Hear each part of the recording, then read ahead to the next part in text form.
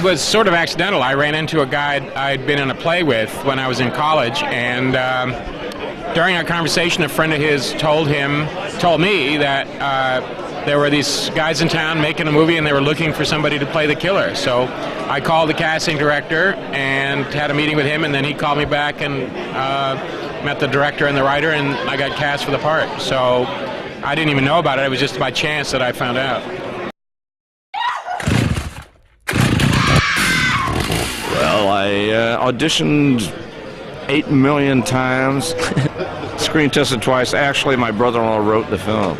Well, I wouldn't be in the movie business at all without Chainsaw, because I never really had any intention of working in films as an actor or in any other way. But I think Chainsaw Massacre really opened all of those doors for me. And for years I didn't do any films. I turned them down because I was really spending my energy working as a writer. And then finally I thought, this is silly, I'm being asked to be in these movies. So 20 years ago I started working in films, and it seems like I'm doing more now than ever.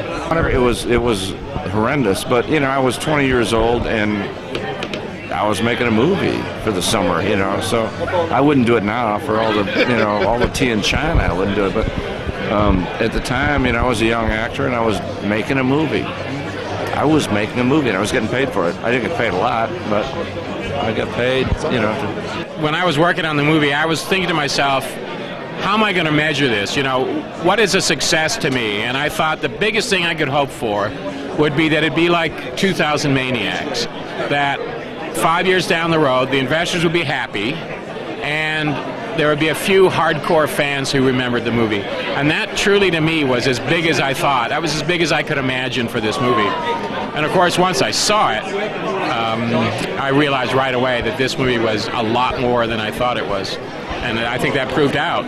No, absolutely. If we'd have known, we would all had like lawyers and agents and stuff like that. You know, no, I don't think we had any idea that it would even come close to what it's become.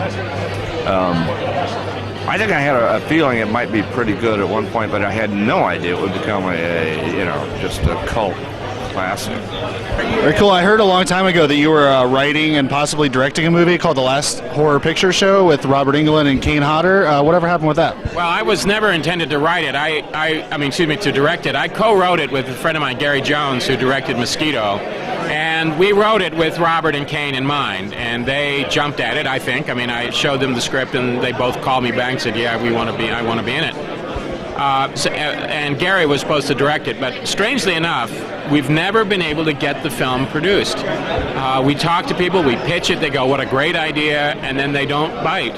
We've had, a couple of years back, it was optioned, but the producers who optioned it never made that next step and went into production with it. I like every scene that Paul Partain was in. I love. I think he was just a great actor, and we lost him a few years ago. He passed away. Everything that he's in, I adore. I love the dinner party scene with the long, grueling dinner party scene. I think is very, very well done. I like all the stuff in the van. Frankly, all the claustrophobic feel of everything, in the van, I like a lot. So what were your thoughts when they decided to do the remake?